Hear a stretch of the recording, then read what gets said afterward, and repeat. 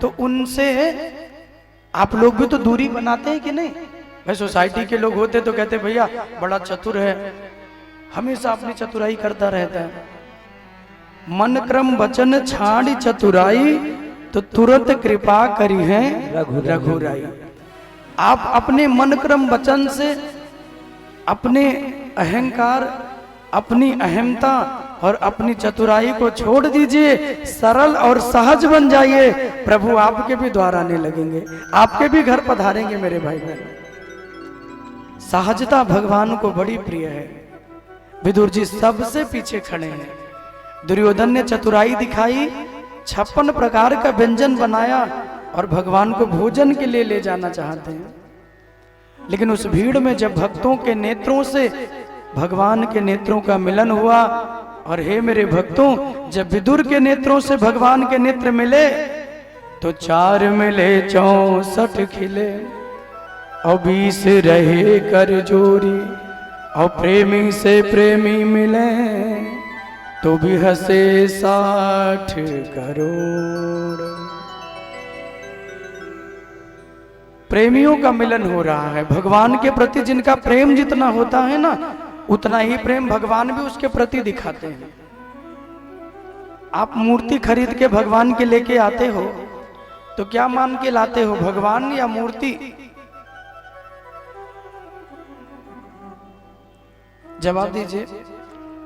मूर्ति लेके भगवान की आते हैं, फोटो लेके आते हैं, तो क्या मान के लाते हैं कि भगवान को लेके आ रहे हैं कि मूर्ति लेके आ रहे हैं? ईश्वर मान के ही तो हम उन्हें लेके आते हैं। हमारे वृंदावन में लड्डू गोपाल जी को लोग दुकानों में मिलते हैं, अपनी न्यौछावरी लोग देते हैं और ठाकुर जी को लेके आते हैं। आप जरा विचार करिए, यदि उस भगवान को बेचने वाले के मन में यह भाव आ जाए कि ये भगवान है, ये ईश्वर हैं, तो ईमानदारी से बताइए क्या उन्हें वो कभी बेचेगा? क्या कभी उसकी अंतरात्मा कहेगी कि मैं प्रभु को पैसे के लिए बेच दूं? लेकिन उस दुकान वाले के लिए भगवान नहीं, बल्कि वो सिर्फ एक पत्थर का, एक लोहे का, एक मिट्टी का एक टुकड़ा है, जिनको बेच के वो अपनी जीविका और अपने परिवार का निर्वहन करता है। लेकिन हम और आप भक्तों के लिए वो एक पत्थर का टुकड़ा नहीं, मेरे आपके लिए वो भगवान है। हम उन्हें भगवान मान के लाते हैं, वही श्रद्धा रखते हैं, तो उसी रूप में भगवान हम पे कृपा भी करते हैं। और जितने भक्त यहाँ बैठे हैं, कभी अनुभव करिएगा, जिस भी भगवान की आप पूजा करते हैं, उस भगवान की मूर्ति में आपकी जितनी श्रद्धा होगी, जितना प्रेम बढ़ेगा, मूर्ति का आकार और मूर्ति की सुंदरता उतनी बढ़िया होती जाएगी। एक वृक्ष लगाइए, उसे पानी डालिए, दूसरा वृक्ष लगाइए, उसे भी पानी डालिए, दोनों को खूब चल डालिए, खूब खाद पानी डालिए। एक वृक्ष को कहिए आहा हा कितना सुंदर है, कितना बढ़िया पत्तियां निकल रही हैं, कितना हरा भरा नजर आ रहा है, देखो कितना बड़ा होता जा रहा है। और दूसरे को कहिए अरे मारो, ये तो बड़ा ही नहीं हो रहा, ये तो एकदम बेकार है, इसकी तो पत्तियां सूख जा रही हैं।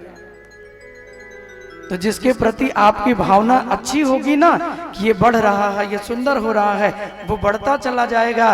और जिसके प्रति भावना दूषित हो गई, वो मुरझाता चला जाएगा।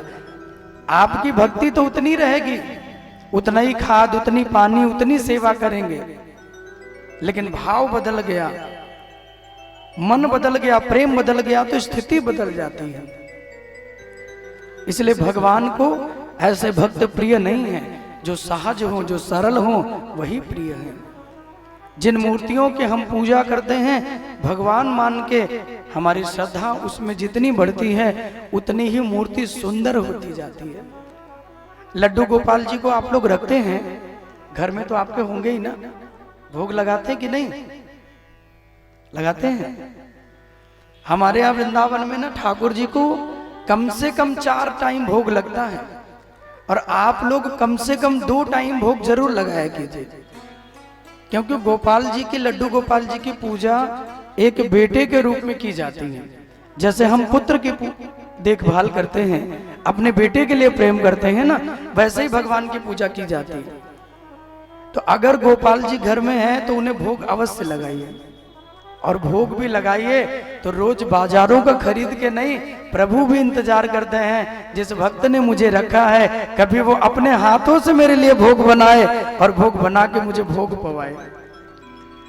तो आप भी कभी कभी थोड़ी मेहनत कर दिया करिए, थोड़ा आप भी रसोई में जाके भगवान के लिए सुंदर सुंदर भोग बना दिया कीजिए। बादाम की खीर है, बादाम का हलवा है, पूड़ी कचौड़ी मालपुआ, बहुत चीजें बनती हैं। अब देवियों पे तो इतनी चीज बनानी आती है। आजकल तो इंटरनेट का जमाना है, जिनको नहीं भी आता किचन में जाइए, यूट्यूब पे जाइए, जो रेसिपी मन हो डाल दीजिए। यूट्यूब वाला खुद बताएगा इतना पानी डालिए, इतना मीठा डालिए, इतना चीनी डालिए, इतना मेवा डालिए। है तो आपको तो भैया आप सीखने की भी जरूरत नहीं है, आप तो ऑनलाइन सीख लीजिए जी। तो इसीलिए गोविंद का भोग आप लोग अवश्य लगाइए। और मेरा निवेदन यही है, अगर गोपाल जी को रखे हैं तो उन्हें दोनों समय आरती, दोनों समय भोग, उनका श्रृंगार, उनका स्नान अवश्य होना चाहिए। राधे राधे बोलना पड़ेगा, राधे राधे, ऐसे नहीं, थोड़ा जोर से बोलना पड़ेगा, और जोर से बोलना पड़ेगा। तो विदुर के यहाँ भगवान भोजन के लिए आए, लेकिन दुर्योधन के व्यंजनों को भगवान ने छोड़ दिया। क्यों? क्योंकि दुर्योधन के मन में भाव नहीं। और भगवान कहते हैं जहां भाव ना हो वहां भले ही 56 व्यंजन क्यों ना हो, लेकिन मैं कभी भोग नहीं लगाता। दुर्योधन ने कहा कि भोजन करिए, तो भगवान ने कहा कि ना भैया मैं भोजन नहीं कर सकता। बोले क्यों? भगवान ने कहा मैं केवल 2 स्थिति में भोजन करता हूं। भगवान के भोजन की क्या स्थिति है? बोले या तो भोजन कराने वाले के मन में बड़ा प्रेम हो, और या तो मुझे बड़ी भूख लगी हो। मैं केवल 2 ही स्थिति में भोजन करता हूं। और ना तो तुम्हारे मन में कोई प्रेम है दुर्योधन, और ना तो मुझे कोई भूख लगी है। दुर्योधन ने बोल दिया कि हे कन्हैया, अगर यहां भोजन नहीं करोगे तो कहां पाओगे? कहीं तो खाओगे। प्रभु ने हंसते हुए कहा कि भैया मेरे लिए तो भक्त हमेशा सेवा देने के लिए तैयार रहते हैं। आज मेरा भक्त विदुर मेरी राह देख रहा है। मैंने इशारों में कहा है कि विदुर जी व्यवस्था कीजिए, मैं आपके घर भोग लगाने के लिए आऊंगा। और श्री विदुर जी महाराज आज भगवान की व्यवस्था के लिए गए हैं, और बहुत सुंदर व्यवस्था भगवान की बना रहे हैं। विदुरानी जी स्नान कर रही हैं, विदुर जी बाजार से भगवान के लिए कुछ लाने के लिए गए हैं। और आज विदुरानी का भाव कितना सुंदर है। एक लोटा जल डालती हैं तो एक बार भगवान का नाम लेती हैं, फिर एक लोटा जल डालती हैं तो एक बार भगवान का नाम लेती हैं। हरे कृष्ण कृष्ण कृष्ण हरे हरे, हरे राम राम राम हरे